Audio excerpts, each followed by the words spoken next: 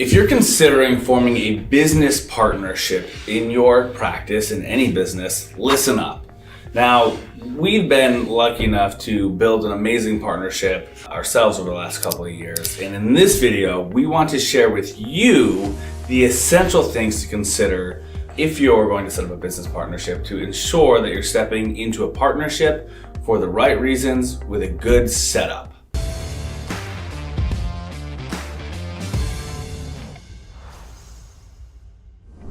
And if you're not already subscribed and following us, make sure that you do that right now so you don't miss on all the helpful stuff that we release.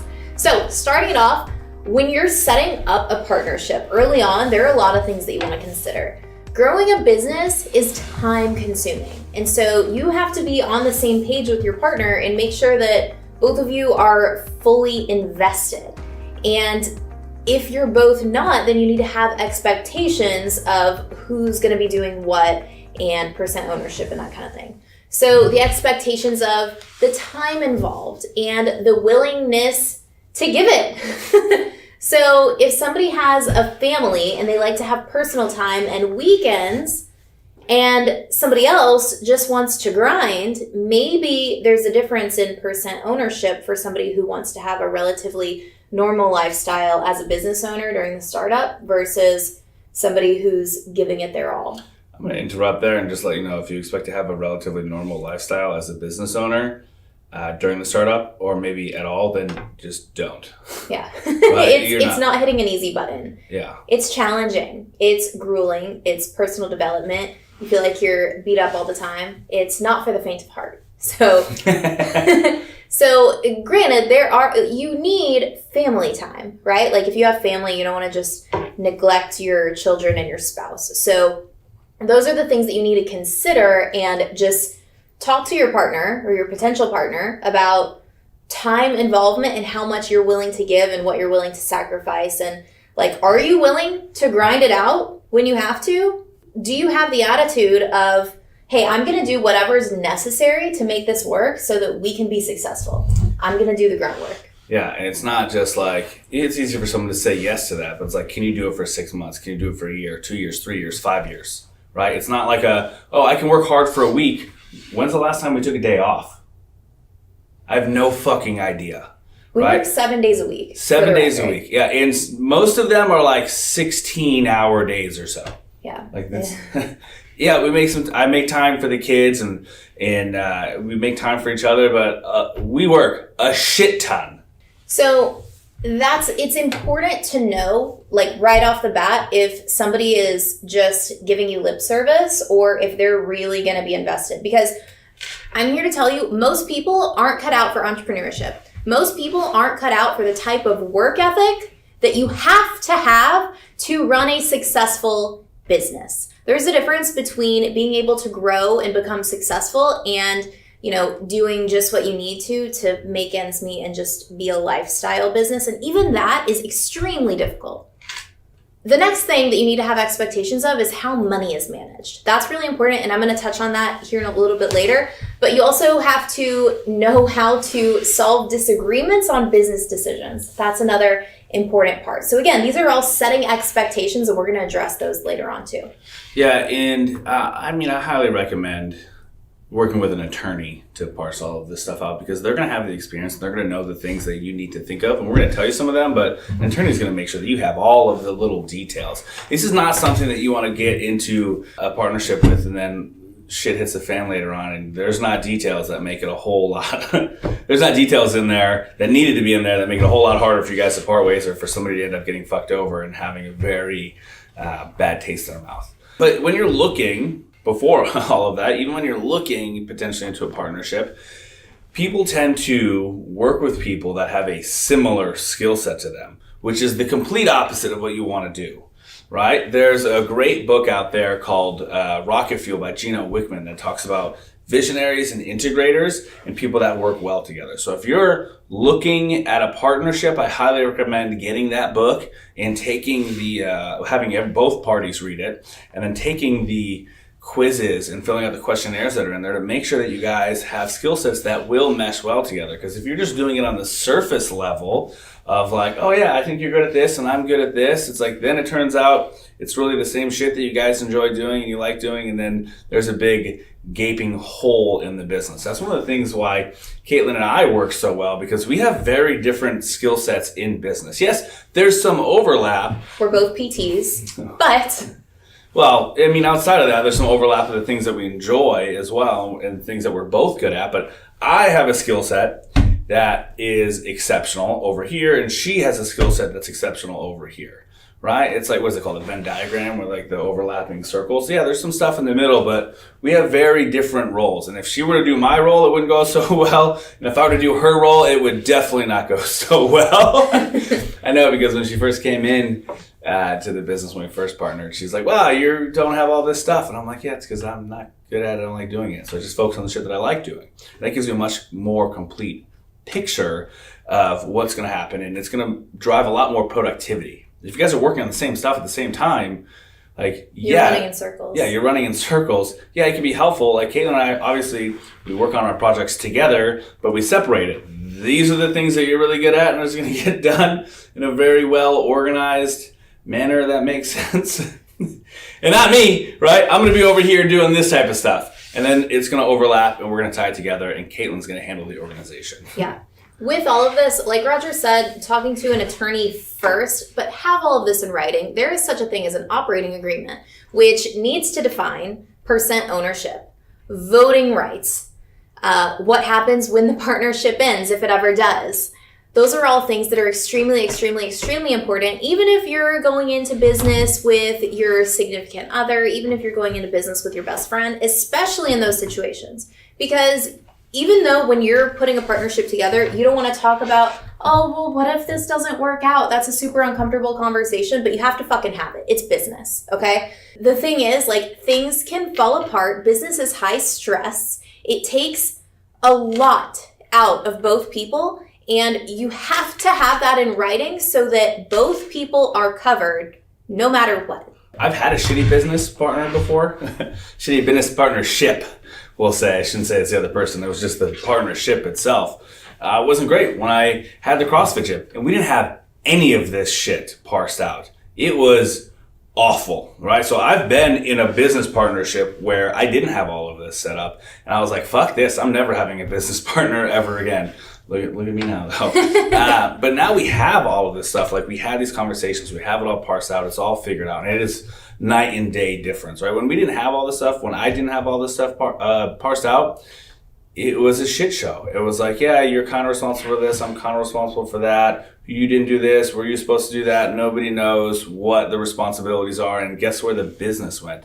Fucking nowhere, except for a giant headache where I had people calling me all the time complaining about things not going the way that they were supposed to be going.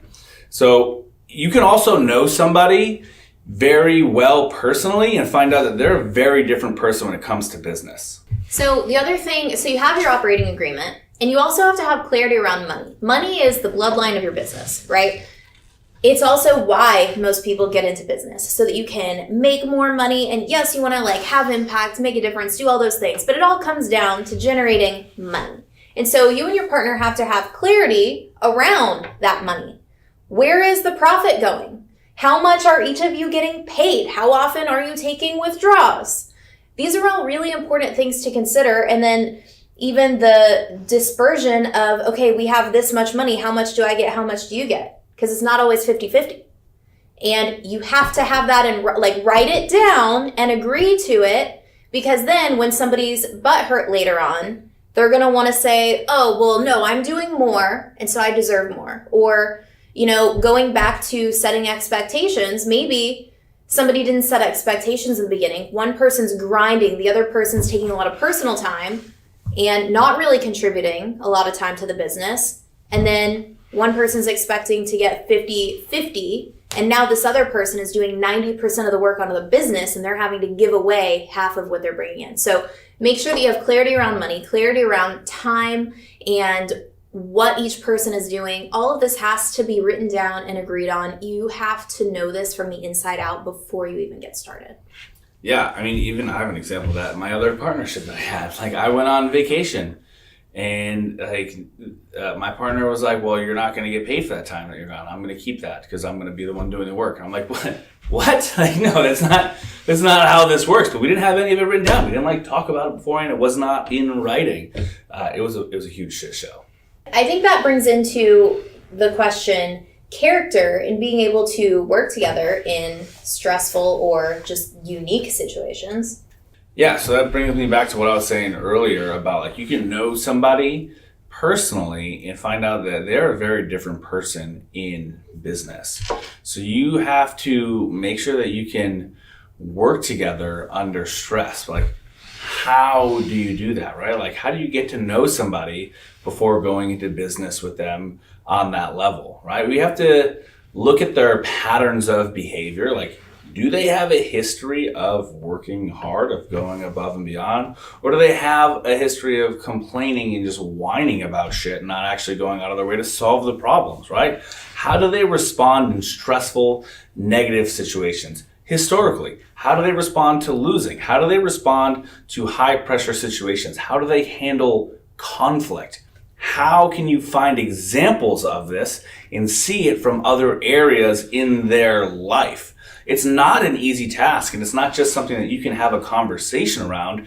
It's really something that you need to look at a pattern of behaviors if you can. And if you don't know them well enough to be able to find that, you're taking a big risk. It's pretty much a marriage, right? A business partnership is not just a business partnership. You're becoming intimately entwined with this person on a very high level, right? You're going to talk to them in the morning, in the middle of the day, in the evening, at night, in the middle of the night, all of the time. You need to know all of the details of what's going on in their life, right? If they're married and they get a divorce, how is that going to impact the business? Are they going to be able to keep their head on their shoulders? You don't know, right? So it is a big risk. And if you don't really know somebody and trust them very well, it's kind of like whatever those TV shows of just meeting somebody and getting married. Yeah, married at first sight. Married at first sight, yeah, which typically doesn't work out very well, right? But that is a thing that people don't think about, is how much your personal lives and your two families are going to become intertwined on a high level. Yeah, I think the other thing to consider is, what is this person's relationship like with money? Do they have a pattern of, and it may be hard to come by this information originally unless they're transparent with you, but if they're a constant spender and they have a hard time budgeting, they're probably going to spend a lot of money on the business, which isn't going to be healthy. If they have a poor relationship with money and they have this scarcity mindset, or they go into panic mode and, or aren't willing to invest in themselves, even though it's going to be for the betterment of the business. Mm-hmm. The relationship that you have with money will get better over time as you start to work on yourself and develop yourself throughout the business. But there are a lot of things that are going to hold a business back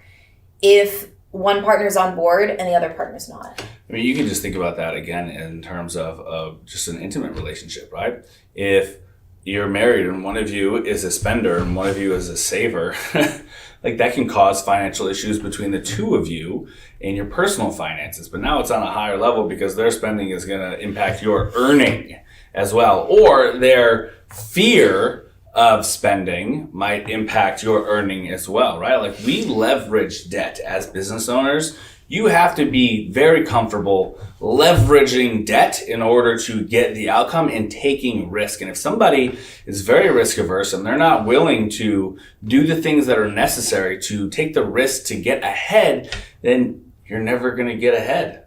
I think that brings up knowing how to handle disagreements in business decisions too. Partners aren't always on the same page. Hopefully they're on the same page. But if there's a disagreement about something, you have to know how you're going to handle it, whether it's spending money, whether it's about taking on one project before you take on another, or taking on a certain thing altogether. So the way that we do it is we relay it, and Roger and I are typically on the same page with, I would say, everything in business. But you relay it back to the vision and to the long-term goal. Does it fall in line with the vision? Does it fall in line with the long-term goal that you have? And is it pushing you closer to that goal, or is it pushing you further away? If it's something that's deviating you away from the vision, but it's like kind of like a shiny object that would be good in the short term, then we don't want to do that. We don't want to get distracted from our mission. If it's something that, oh God, this is going to be a climb, it's going to be a lot of effort, but it's going to take us to our vision and to our long-term goal, Roger and I are pulling on our boots and we're tightening our belts and we're going to fucking go. That's where we are now. Also, keep in mind though, like we're doing a lot more too than just growing our clinic, right? Like we're doing this. We've got a whole summit that we hosted. We're growing our continuing education platform. Like we're doing a lot because we want to have a massive fucking impact on the profession, right? And we want to help clinicians level up. We want to change the healthcare experience for active adults and athletes. And those are big aspirations. And for us, that takes us a lot more work. Granted, when you're opening a clinic, it takes a lot of work, right? You're not going to shortcut the process. You're still going to have long days and you're still going to have to do a lot of work, and you need the clarity on the vision and the goals. And that's why Caitlin was saying, like, hey, most of the time we agree on things, all the time we agree on things, because we know exactly what the vision is, what the goal is. And all of our decisions are centered around, is this going to move us closer to that? And sometimes we might disagree on that, but then we have a conversation, we lay it all out on a giant whiteboard, and it's like we come to a conclusion. Okay, this is or is not going to move us in that direction. And then that's the answer, and you can't disagree with it because you already have the end goal that you've agreed to. Right? Does that make sense? Absolutely. Yeah. And then, there will be bumps in the road. Disagreements are 100% guaranteed, right? It's the process that you use to resolve those conflicts that's important, and being respectful of the other person at all times and listening to what they have to say and valuing their input, even if it's completely opposite of what you firmly believe. You have to get a good understanding of where they're coming from, so then you can have an educated conversation about it. If you're just butting heads, that doesn't help anybody, especially if you're upset about something and you go out and you talk shit about your partner, right? Again, bring it back to a marriage. What do you think your relationship would be like if you got in an argument with your wife, your husband, you went out and you talk shit to all your friends and anybody that would listen, right? Like, how do you think that would go? What do you think people would think about your marriage? Not who fucking cares, but like, what do you think people would think about that? And how do you think your partner would feel if they found out you were doing that? Like, it's going to drive a pretty shitty reputation. So you got to make sure nobody is out there speaking negatively about the partnership or about the other person to the community, to referral sources, to clients, to their family, right? It has to be a constant protection of the reputation of yourself, of your business partner, of the business, at all costs. You have to have a united front in front of everybody, employees, the world. It doesn't matter. Anything you want to add to that? Yeah, and what that comes down to is goodwill. You go into that relationship with goodwill and you maintain it no matter what the circumstance. So no matter what happens, you have goodwill by yourself, obviously. You have goodwill by the business. You're not going to fuck it over. And you have goodwill by your partner, right? And you can sign an NDA, a non-disclosure agreement, to make sure that nobody ever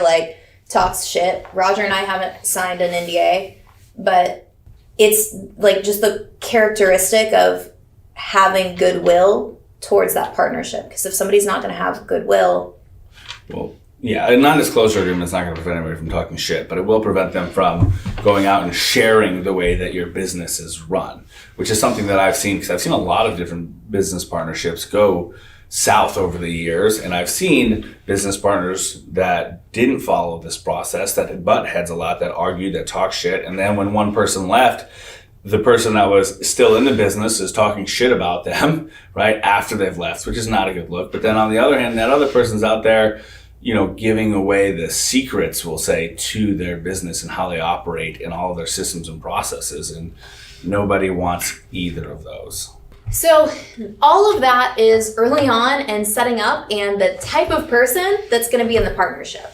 Now let's move on to the action phase. So you have your partner, you've got all your agreements in place, you're doing business together. Like we talked about before, there's different skill sets. Roger mentioned rocket fuel. So having like a visionary and an integrator, just having complementary skill sets that are going to get the job done. So when you start taking action, in order to accomplish more with differing skills, you're going to divide and conquer. So Roger's going to go do the thing that he's really good at, and I'm going to go do the thing that I'm good at. When one person is doing what they excel at and vice versa.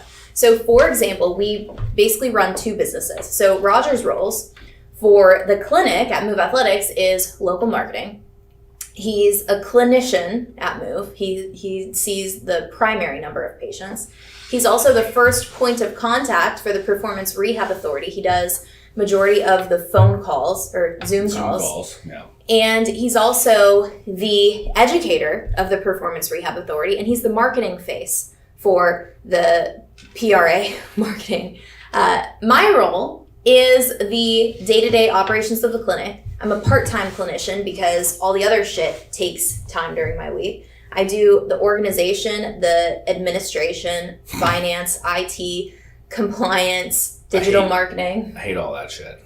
Yeah, the legal setups. I do documenting, systematizing, onboarding new people. Those are all the hats that I wear, and I do them for both the Performance Rehab Authority and for Move Athletics. So that's all very time consuming. That's where most of my time goes. So I probably spend about 10 to 15 hours a week treating in the clinic, and I'm still working 80 to 100 hours a week. But most of it's on my laptop, which if anybody's seen my Instagram, you've seen me doing my neck rehab because I was like a little troll on my laptop until I did the appropriate desk setup. So shout out to mechanical stressors and respecting them. And then Roger and I both do content together. So it's like Roger talked about the Venn diagram. There's things that we do together. Like this, for example, like shout out to this podcast. We're doing this together. We do lots of short form together. We do routines if you haven't checked that out. We do a lot of things together, but the dividing and conquer is how we accomplish so much more. Yeah, and we're aware of what we're doing, right? And we each play a role in each of them, but it's just very different ends of the spectrum, right? Like in our course, like, yeah, I like put together the curriculum and was like, I am the main educator and I'm the one teaching in all of the curriculum and everything. But Caitlin's the one that made sure everything was organized in an extremely time efficient manner. And without one, you can't have the other done well, period. And just to clarify, Caitlin didn't just like organize the back end of everything, right? We sit down and we have conversations and we parse out everything and we kind of work together and then we just execute the things that we assign to each other. And we have an extremely collaborative approach on everything that we do. Not even if, but when things change in your partnership, because things will change over time, and you'll have emotions because you're a fucking human, and she'll have emotions because she's also a human. You have to be transparent about these things. Again, this is no different than any other relationship that you have. So if you don't have great relationships or a great marriage, or like you struggle with intimate relationships, maybe you need to work on yourself. And that's not a joke, right? Because you need to be able to have uncomfortable conversations. You need to be completely transparent, and you need to be willing to listen to the other person without being defensive, without arguing, without blaming, without any of that bullshit that people struggle with. You have to just be able to say, hey, I'm feeling this way, right? This has been what's going on. Here's how I'm feeling, and not do it in a way that brings up defensiveness in the other person or is accusatory, right? And then you need to just sit down and brainstorm a solution, right? Like, don't just bitch, right?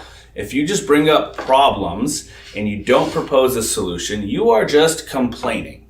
And that does nothing to help anybody. And that's a good life skill. Anytime you have a problem, try to propose a solution, right? So you can sit down, discuss, and have a plan for the future. And a great way to have these conversations is in the traction style of conversation, which is another great book by Gino Wickman. It's an operating system. If you guys haven't read that, I would highly suggest checking that out to run your businesses effectively. It teaches you how to have good meetings, right? And how to solve problems. There's this IDS tracker, they call it the problem solving track, where you identify, discuss, and solve the problem. So you kind of identify the what you think the problem is, right? We're having this issue, and then you discuss it to find out what the real problem underlying that is, because usually the surface level thing that you notice isn't the issue, right? If you're not having clients coming in, like, okay, well, we don't have enough clients. Okay, that's the issue, but what's really the issue underlying that? Is because you're not doing any marketing? Is it because you're getting negative word of mouth referrals? Is it because you're not getting the outcomes that you should be and absolutely crushing it and getting a bunch of word of mouth referral? Maybe you have to figure out what's that underlying factor there and then solve that problem. And you need to do it with level-headed discussions, like I've been saying, right? Arguing and bickering in a business meeting does nothing but waste time. We know, because we've also argued and bickered during business meetings, right? Like, and that is a complete fucking waste of time, and everybody's frustrated, and it gets you absolutely nowhere, right? So we put in a lot of effort to make sure that shit does not happen through having level-headed discussions. And if you guys have any big changes, any big agreements that happen, any changes to the way we operate, to the operating system, to the agreement between you two, it all needs to go back to be in writing, because you don't want any loose ends. And yes, someone might just be okay with a handshake agreement, but you should not be, right? Because that doesn't hold any weight. There's nothing to clarify what you talked about besides your memory of what happened, and that's not a very strong case for anything, because I can just be like, well, I don't remember it that way. That's not what we talked about. That's not what we said, right? And then that goes nowhere. So anything that you change, again, needs to go in writing with signatures, legally, for the business, for your future, for your family's future, for your partner's family's future, all the things. I think the other thing to consider is if you also have a personal or intimate relationship with your business partner, because you're going to have a personal relationship, whether it's a friendship or, you get to know your partner. But if there's also a very personal, intimate relationship, you need to know when your disagreements or when you're butting heads, is it my relationship bucket or is it my business bucket? Because I can't, be mad at Roger at home and then bring it into work and be like, you did everything wrong, and, start a fight in a business meeting when we have to get shit done. You didn't fold your laundry. Yeah, you have to be able to segment that. And then when you get home, you can be as mad as you want. Hopefully not. But you need to be able to separate that. Just like if there's a disagreement in the business, you need to be able to set that aside because you also have a personal relationship. Hell yeah. And if you guys found this valuable and you haven't already done it, like we asked you at the beginning, hit that subscribe button and share this with somebody who is thinking about getting into business with a partner.